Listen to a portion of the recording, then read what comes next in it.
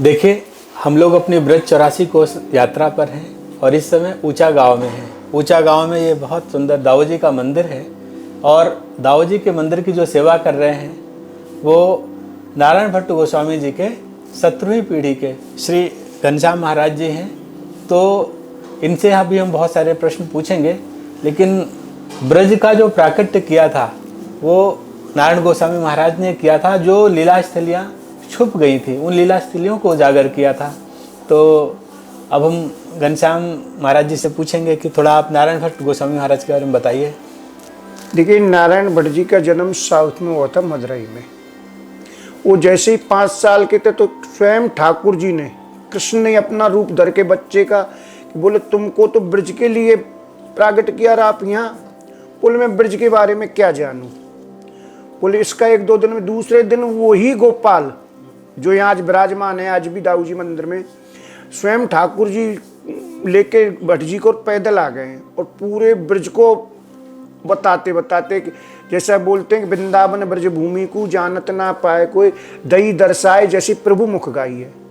कि जैसा प्रभु ने बताया भट्ट जी ने, ऐसा ही उस ब्रज भूमि को पुनः, जिस ब्रज भूमि के आज हम दर्शन कर रहे हैं, जो यात्रा करते हैं, परिक्रमा करते हैं, जो ये रासलीला देखते हैं, बरसाना की होली देखते हैं, ये सब पुनः नारायण भट्ट जी ने ही, वो स्वयं लाडले ठाकुर ने बताया और नारायण भट्ट जी ने ही उनको दोबारा से प्राकट किया।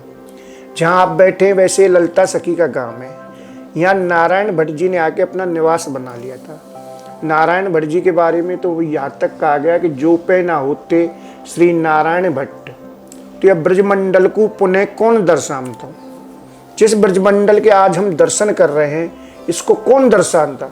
गोप स्थल मथुरा मंडल के गोप स्थल है, मथुरा के मंडल में गोप स्थल मथुरा मंडल, जिते 12 बखाने ते किए नारायण भट्ट प्रकट पृथ्वी पे जाने। अमुक ठौर बोल के बताए, ये ठाकुर है ना, ये बोल बोल के बताता था पूरे ब्रज को। इसलिए उस समय के लिख दिया उन्होंने, ना काहू खंडन किया। उन्होंने लिख दिया कि यहाँ बरसाना है, तो किसी ने उसका ये ऑब्जेक्शन नहीं किया तुमने यहाँ बरसाना क्यों लिख दिया। ब्रज भूमि उपासक भट्ट सो रुच पच हरि एक ही कियो। बड़ी रुचि के साथ इसलिए भट्ट जी को नारद जी का अवतार माना गया है। पूरे ब्रज को प्राकट करके जहाँ आप बैठे हैं, यहाँ दाऊ जी और रेवती जी को प्राकट किया नारायण भट्ट जी ने सबसे पहले। उसके बाद राधा रमन जी हैं, सिख साई में पोड़ानाथ है, करेला खायरा सब जगह, और सबसे लास्ट में भट्ट जी ने जिस विग्रह के हम बरसाना में दर्शन करते हैं, वो भट्ट जी ने ही, राधा रानी ने कहा जब तुमने पूरे ब्रज को प्राकट कर दिया तो मुझको भी तो प्राकट करो। भाई ब्रज की सर्वे सर्वा तो हमारी किशोरी है, ब्रज की क्या पूरे जग की सर्वे सर्वा, स्वयं ठाकुर जी की सर्वे सर्वा है, तो बोले मुझको भी प्राकट करो। बोले कहाँ? बोले ऐसे बरसाना में जो ब्रह्माचल पर्वत है, इस पे मेरा विग्रह, आप उसको प्राकट करो।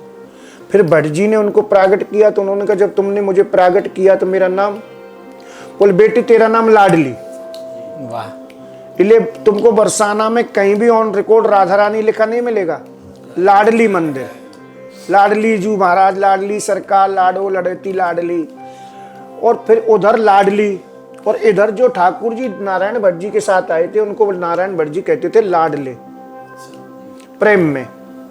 उधर लाडली हो गई, इधर लाडले। फिर कृष्णकालीन जितनी भी लीलाएं थी जो आज हम देखते हैं, चीरन है, मटकी फोड़ है, इत्यादि सभी लीलाएं भट्ट जी ने फिर दोबारा से स्टार्ट की। उस समय के जब फिर संतों ने देखा भाई आज तो हम और तुम साधन है। उस समय तो जैसे चेतन जी को नवदीप से राधा कुंड आने में 2.5 वर्ष लगा, इसी प्रकार भट्ट जी को भी 3 वर्ष के करीब लगा। तो बोले उस समय के संतों ने मिलकर फिर नारायण भट्ट जी को ब्रजाचार्य की उपाधि दी थी कि आपने तो असंभव काम को संभव कर दिया। तो और जभी से ब्रजाचार्य की उपाधि चली आ रही है नारायण भट्ट जी के वंशजों के पास, और ये है नारायण भट्ट जी का जीवन का परिचय। बहुत ही उत्तम, बहुत ही सुंदर तरीके से आपने इसको बताया महाराज जी। थोड़ा सा दाऊ जी के बारे में बताइए, जो यहाँ पे मंदिर है इसके बारे में भी थोड़ा बताइए। देखिए, जो आप अभी दर्शन करेंगे, दाऊ जी और रेवती जी आपको यहीं साथ मिलेंगी, और कहीं आप दर्शन करेंगे रेवती जी साइड में मिलेंगी। यहाँ दाऊ जी और रेवती जी साथ में है। कि जैसे भट्ट जी ने ब्रज को प्राकट किया, उसके बाद आके देखा तो क्या कि एक गाय दूध की भरी आती, पीछे झाड़ी है जहाँ से प्रागट्य है, आप देखोगे तो और खाली जाती है। अब उनका तो भाई सब कुछ गोपाल जी जैसा आजकल हम तुम गूगल पहल पे ले लेते हैं। तो बोला ऐसा कैसे? बोल मेरे बड़े भाई का विग्रह है, उसको प्रागट करो। फिर भट्ट जी ने या नारायण भट्ट जी ने नागपंचमी के दिन दाऊ जी को प्रागट किया। नहीं, दाऊ जी का जन्म बलदेव छठ को भादों में आता है, जिस दिन ललिता छठ है, इसलिए यहाँ पे नागपंचमी के दिन दाऊ जी को नारायण भट्ट जी ने प्रागट किया। बहुत सुंदर। और एक और प्रश्न यहाँ पर उठता है कि एक नारायण भट्ट गोस्वामी थे, एक नारायण दास जी थे, तो उनके बारे में भी थोड़ा बता दीजिए। देखिए, जो नारायण दास हैं ये नारायण भट्ट जी के शिष्य थे। नारायण भट्ट जी के शिष्य हैं, जैसे नारायण दास हैं, मथुरा दास हैं, गंगाबाई जो जगन्नाथ जी में माला चढ़ाती थी। तो नारायण भट्ट जी ने नारायण दास को अपना शिष्य बनाया। नारायण भट्ट जी तो गृहस्थी थे। इस समय जो बरसाना में सेवा कर रहे हैं लाडली जी की, वो नारायण दास के ही वंशज हैं और यहाँ से दीक्षित हैं। वो इसी जगह से, आप चाहे उनके रिश्तेदार हैं, आपका कोई है, आप निज मंदिर में प्रवेश नहीं कर सकते। जो नारायण दास के वंशज हैं वो ही मात्र बरसाना लाडली जी की सेवा करेंगे, कर रहे हैं। ये है नारायण दास जी का। जी। और महाराज जी, नारायण भट्ट गोस्वामी की गुरु परंपरा के बारे में भी थोड़ा बताइए। देखिए, गुरु परंपरा हमारे तो घर में ही है। जैसे उनके दादा थे शंकर दादा, जैसा उनके ग्रंथों में उल्लेख है, उन्होंने शंकर दादा पे से फिर वो ली शिक्षा। जैसे आज हम अपने ग्रैंडफादर पे से ले लेते हैं, ऐसे ही उन्होंने अपने परिवार में ली। महाराज जी, हम लोग ब्रज 84 कोस की परिक्रमा में निकले हैं और सारे स्थानों को कवर करने की कोशिश कर रहे हैं। उसी ही श्रृंखला में हमारा यहाँ आना हुआ और आपके दर्शन हुए। हमें थोड़ा ब्रज 84 कोस परिक्रमा की महिमा पर भी कुछ बताएं। देखिए, ब्रज तो ब्रज है।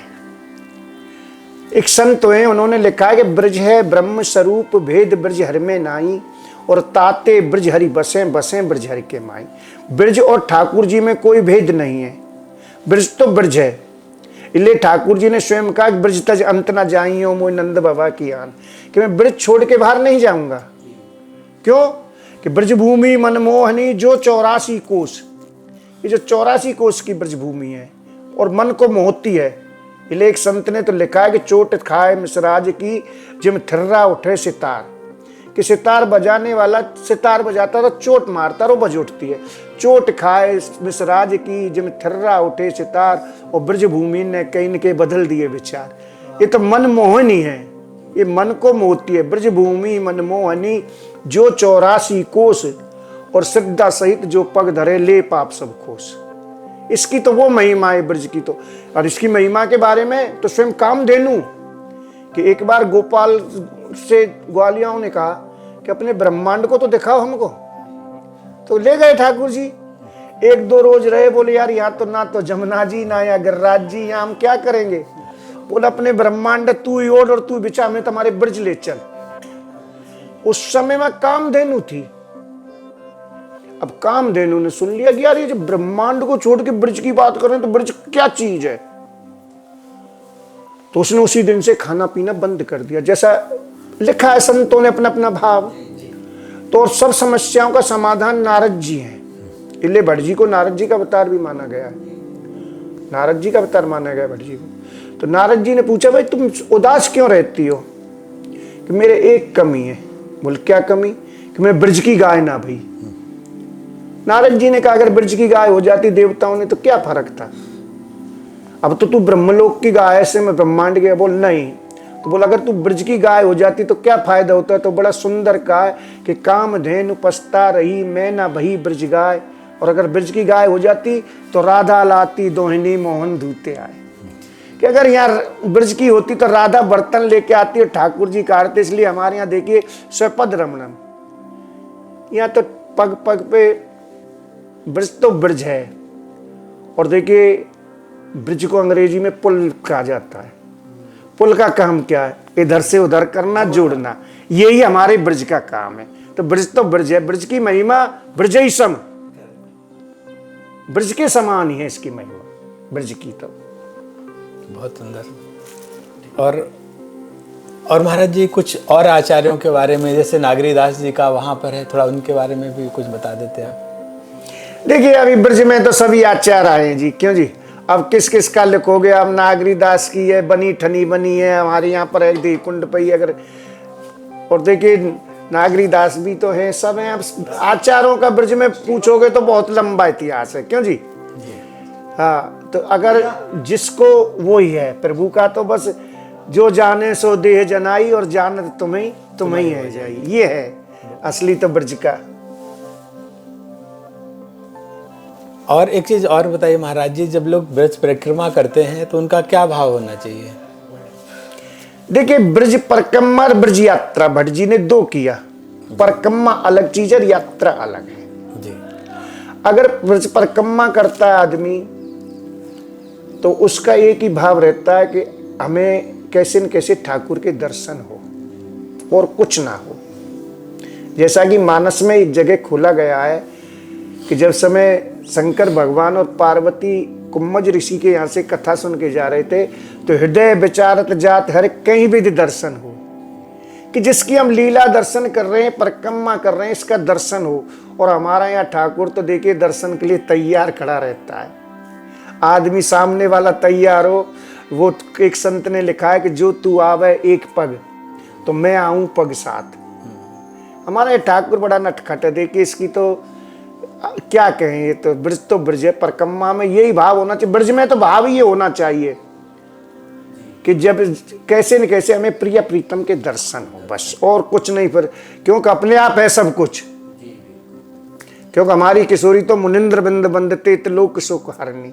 उस किशोरी की और ठाकुर जी की क्या बढ़ाई की जाए, जितना करेंगे इतना कम है। इसलिए राधे राधे कहते रहो और ब्रज में परिक्रमा देते रहो। जय हो, जय। बहुत सुंदर, बहुत बहुत सुंदर महाराज जी, बहुत कृपा करी आपने। अरे हमने क्या कृपा करी, किशोर हमारी कृपा तो हमारी किशोर